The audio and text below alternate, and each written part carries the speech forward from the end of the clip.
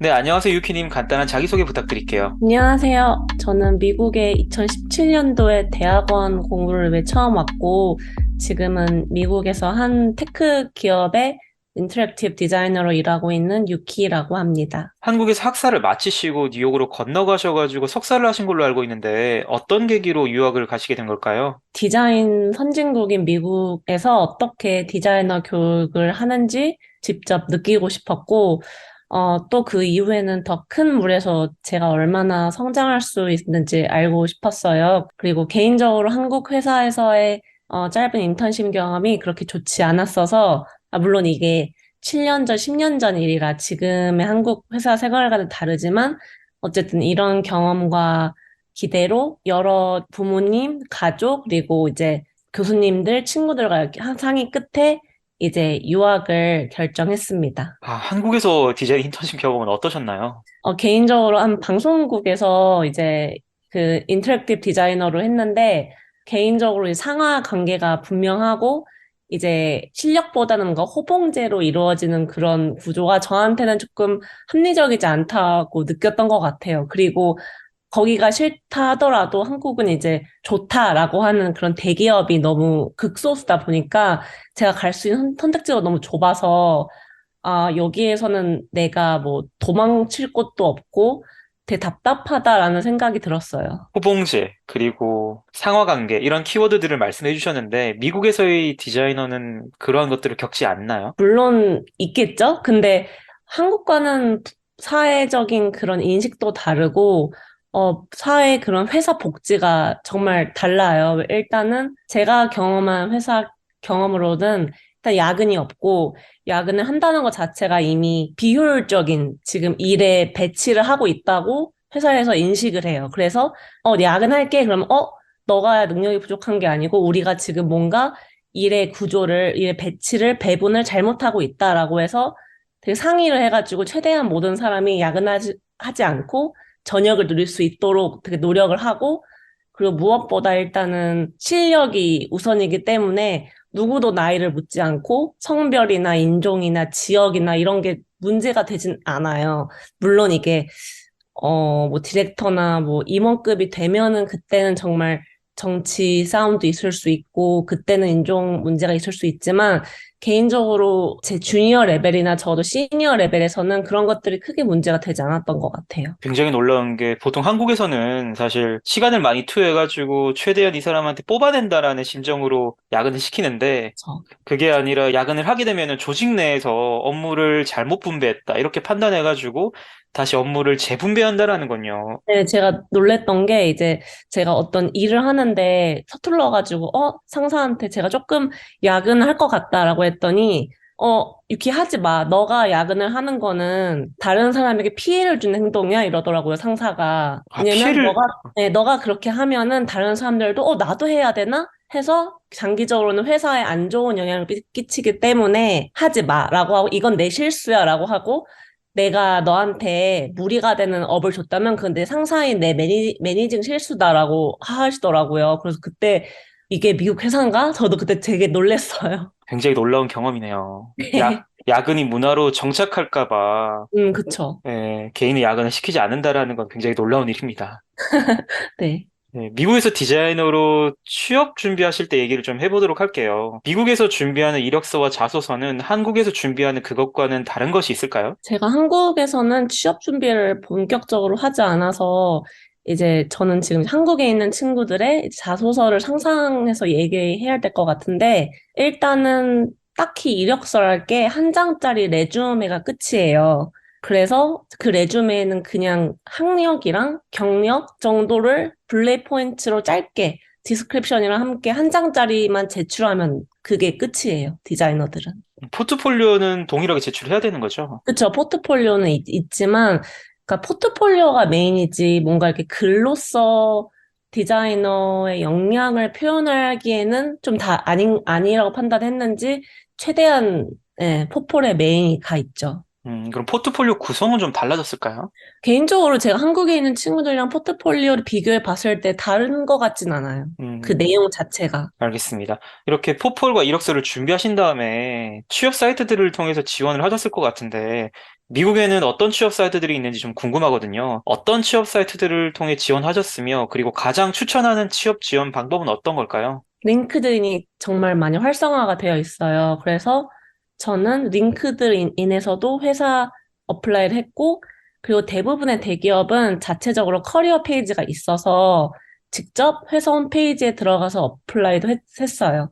근데 아무래도 작은 회사나 특히 디자인 에이전시 같은 경우에는 이제 커리어 페이지가 없는 경우도 있고, 그냥 뭐, 너네가 먼저 콜드 이메일을 보내라 하는 경우가 있어서 저도 이제 용기를 무릅쓰고 이제 나는 유키인데 혹시 이러이러한 포지션이 열렸니? 라고 이제 콜드 이메일을 보내는 경우도 있죠. 근데 조금 한국이랑은 다른 게 미국에는 되게 큰 스태핑 회사가 많아요. 그래가지고 이제 스태핑 회사의 리크루터들이 직접 연락을 취해요. 이제 우리 같은 이제 인플로이들한테 연락을 취하는데 저는 개인적으로 이 연락을 링크드인을 통해서 또 받았어요. 왜냐면 링크드인 자체가 뭔가 이렇게 하나의 약간 엄청난 풀이어가지고 거기에 내 프로필을 보고 리크루터들이 연락을 와요.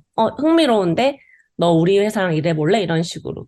그래서 제가 추천하는 취업 지원 방법은 일단은 링크드인에 프로필을 빵빵하게 만들어 놓고 그 외에 본인이 할 수 있는 방법은 이제 그냥 링크드인만 보고 그냥 뭐 있나 보지 말고 적극적으로 회사를 찾아봐서 콜드 이메일도 보내보고 또 친구들한테도 물어보고 이런 식으로 좀 적극적으로 어플라이를 하는 걸 추천해요. 스태핑 회사라고 하면 한국에서는 헤드헌팅 펌 같은 회사 말씀하시는 거죠. 네. 확실히 그런 헤드헌팅 펌에서도 링크드인 통해 가지고 포폴이 괜찮으면은 제안을 한다는 말씀이시네요. 정말 많이 오고 저도 지금 회사를 그렇게 입사를 했고 제 주변 친구들도 그런 식으로 인터뷰를 정말 많이 봤어요. 그럼 확실히 디자이너를 하면서 취업 준비할 때만 이력서를 만드는 것이 아니라 여러 가지 프로젝트를 할 때마다 링크드인에 포폴을 업데이트하는 것이 굉장히 중요하겠네요. 그런 분들도 있고, 링크드인에, 내 상사나 동료들이, 얘는 괜찮은 디자이너야, 라고 해가지고 칭찬을 해주는 그런 칸이 있는데, 그것도 적극적으로 넣어서, 나 이렇게 대단하다라고 이제 어필하는 지원자들도 있더라고요. 아, 레퍼런스처럼 그렇게 넣는 거군요. 인맥이 미국에서는 되게 중요해서, 네, 알겠습니다. 그리고 또 콜드 이메일 말씀 주셨는데, 콜드 이메일 같은 경우에는 한국 분들이 조금 생소할 수 있는데, 내가 제안을 받지 않더라도, 혹은 채용 공고가 떠 있지 않더라도, 인사 담당자나 디자이너의 이메일 주소를 알아가지고 나의 포트폴리오나 이력서를 전달한다라는 말씀이시죠. 네.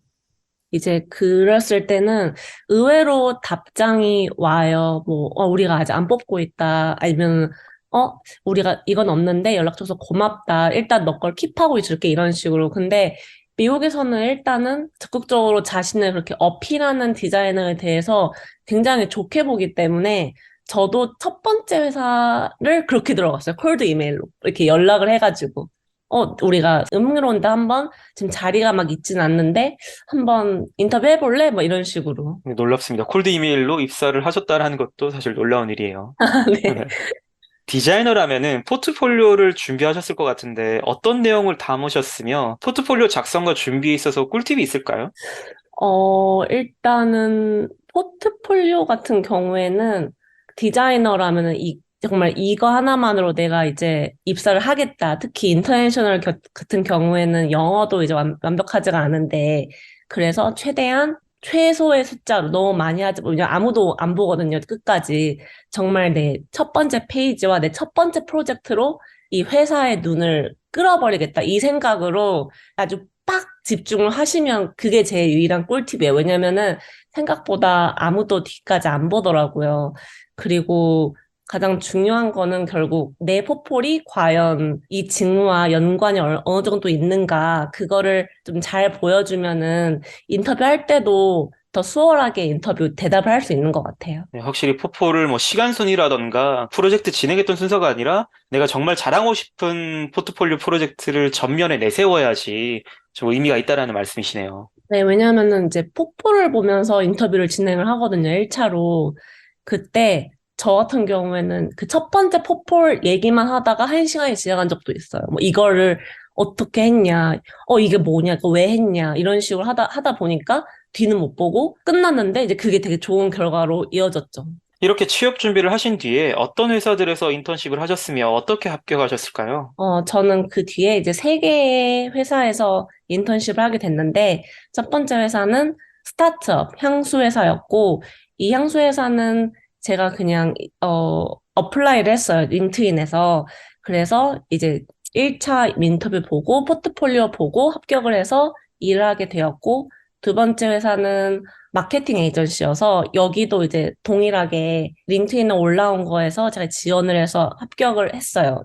이때는 디자인 테스트를 보고 이제 포트폴리오와 함께 합격을 한 경우고 세 번째 마지막 인턴십은 제가 직접 메트로폴리탄 뮤지엄 사이트에 들어가서 이제 공고를 찾다가 올라온 걸 보고 직접 어플라이를 하게 된 케이스예요. 이러한 인턴십을 통해 가지고 어떤 업무들을 하셨으며 어떤 내용들을 배우셨을까요? 첫 번째 스타트업 향수 회사에서는 제가 패키지 디자인이나 마케팅 디자인 등 이제 여러 그래픽 디자인 업무를 했어요.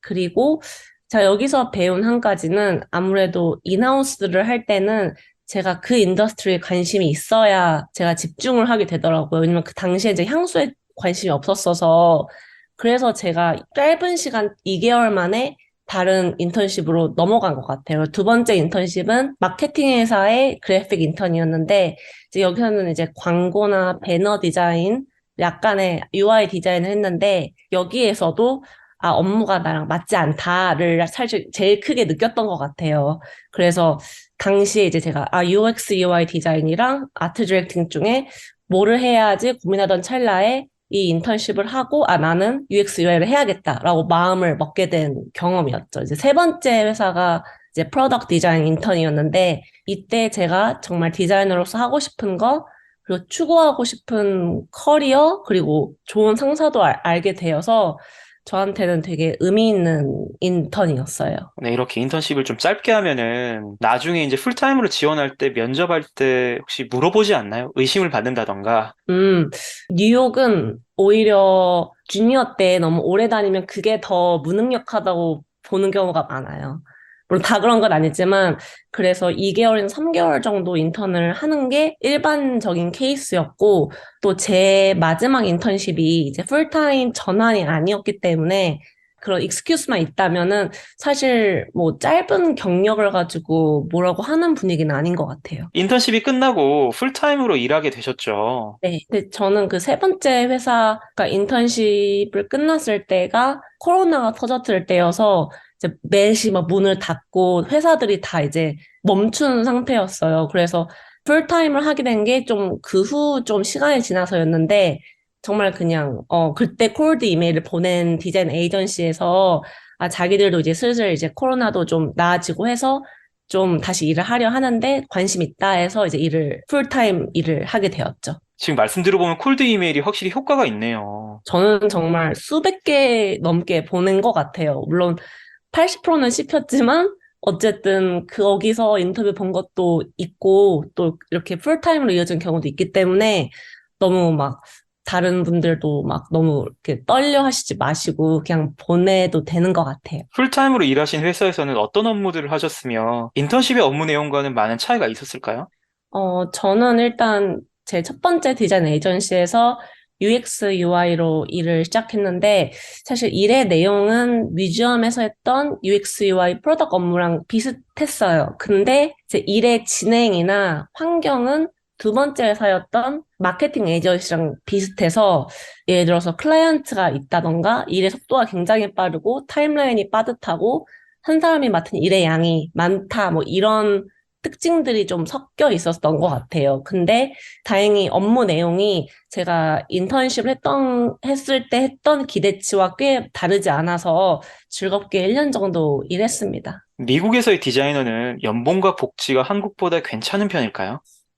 괜찮다는 기준을 제가 이렇게 정확히 잘 모르겠지만, 그리고 이게 본인이 뭐 중소기업을 다니냐, 에이전시를 다니냐, 대기업 테크 회사를 다니냐에 따라서 너무 다르기 때문에 제가 이렇게 구체적으로 말을 못하겠지만, 개인적으로 디자이너의 연봉이 폭발적으로 오를 수 있는 곳이 미국이에요. 왜냐면은 아무리 작은 회사에서 최저임금 받고 시작을 해도 포폴이 훌륭하면 언제든 이직해서 최고의 회사로 갈 수 있기 때문에 연봉과 복지는 다양하지만 그 맥시멈이 한국하고는 비교할 수 없다라고 말씀드릴 수 있을 것 같아요.